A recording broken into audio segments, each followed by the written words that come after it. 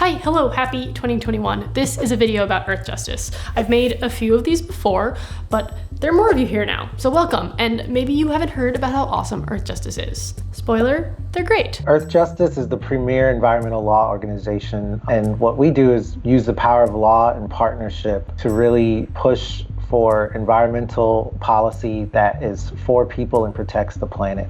That's Davian. He was kind enough to sit down and answer all my questions about what Earthjustice is up to, because wow, has a lot happened in the last year. This year's been very different than the last four, and there's a lot of opportunities that we're seeing with the new administration under Joe Biden that really show a lot of promise for not only making sure that we can roll back a lot of the attacks that were really put on the environment and science with the previous administration, but push forward and advance those goals in a meaningful way. So I could sit here and read you all of the environmental attacks and policy rollbacks that have happened over the last 4 years, but then this video would be, 4 hours long, and we do not have time for that, especially because it would take almost as long to tell you about all the new executive orders and federal initiatives that have happened in the last month. But regardless of what is happening in the executive branch or Congress, Earthjustice is laser focused on building and defending strong environmental and climate policies that protect people and the planet. And a big part of that has been and will continue to be stopping the Dakota Access Pipeline.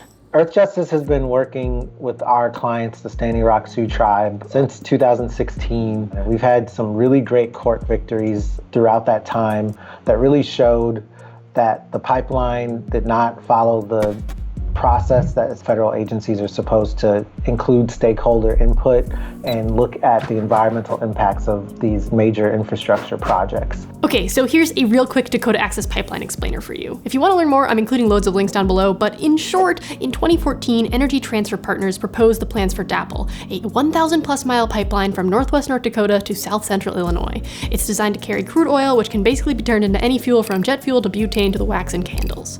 Originally, the pipeline was going to run through Bismarck, North Dakota, but was quickly rerouted across the ancestral territory of the Standing Rock Sioux Tribe. I wonder why. Protests started right away, because the pipeline not only goes through a lot of the Standing Rock Sioux's unceded territory, but it also goes under the Missouri River, which is their only major water source. During the construction process, which started in 2016, important cultural and religious sites, including ancestral burial grounds, were bulldozed to oblivion. And at the same time, the water protectors and protesters had to deal with some really heinous treatment from police. At first, despite the protests, the Army Corps of Engineers granted permits for constructing without completing the necessary environmental reviews or adequately consulting the tribe, which were illegal. They shouldn't have done that. Eventually, President Obama did the bare minimum and wouldn't grant an important easement, which halted construction until the Army Corps of Engineers could do a proper environmental review. But in 2017, Trump was like, nah, let's not, and just had the process expedited. The tribe then sued the federal government because, again, what the government was doing was super illegal. Which brings us to now, so I'll let Davian take over again. And now we're in a phase of saying, as the Army Corps of Engineers and the federal government look at redoing the process for that permitting, they really do have the discretion to stop the flow of oils. And what we're really fighting for through court proceedings and that we're urging the administration to do is to use that federal discretion to stop the flow of oil, to eliminate the threat that the pipeline poses while that process plays itself out for the new permit. What we want to and should happen is that oil stops running through the pipeline. The environmental review is thorough and finds that no, nothing about this pipeline is safe from its risk to the tribe's water source to the pipeline's ultimate impact on the climate, and it gets shut down. Or even better, like how Biden already said no to the Keystone XL pipeline, he says no to DAPL. If you want to be part of the chorus of voices asking President Biden to do just that, you can text no DAPL to 43428 to add your name to a petition and keep updated about the Dakota Access Pipeline fight.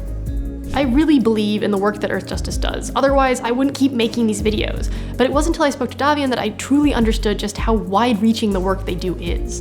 In other videos I've talked about their big splashy lawsuits and their federal victories that have fundamentally changed how the United States deals with climate change, but Earthjustice does so much more. They're working at the state and local level in the least glamorous places, dealing with municipal electricity and community boards and water quality, all these things that don't make massive headlines. What Earthjustice has always been about, and when we talk about the power of law, it's about really making sure that government works for people and not for corporate interest or for profit interests. And our four values that we really infuse into all of our work are excellence, justice, partnership, and inclusion. Nothing we do exists without those things. We really try to be the best version of ourselves we can, but at the core of what we do is it's always about centering justice for people and the planet. When we advocate on behalf of folks, whether it's at local, state, or federal policy making or in litigation, what we're hoping to bring to the table is those voices that have something to say about how they will be impacted by those decisions, and making sure that we have a system that is responsive to them. And it's not just sort of a tacit inclusion of their voices, but that they actually have an impact on what the outcomes will be. Strong local and federal environment and climate policies that protect everyone are so important right now. We are standing at the precipice of what could be a decade of meaningful climate action that could fundamentally change the world, and Earthjustice can help us get there. If you're looking for ways to get involved, you can head over to Earthjustice's website and join an action alert for the cause you care about most. While you're there, if you have the capacity, feel free to hit that green donate button. Of course, I say this every year, but the best thing you can do for Earthjustice and climate action is to vote for politicians at the local, state, and federal level that care about using the power of the government to protect everyone. And finally, this is a Project for Awesome video. Every year, the P4A raises thousands of dollars for charities and nonprofits around the world. So if you think some of the funds raised should go to supporting all of the incredible work Earthjustice does, click the link in the doobly-doo and vote for Earthjustice.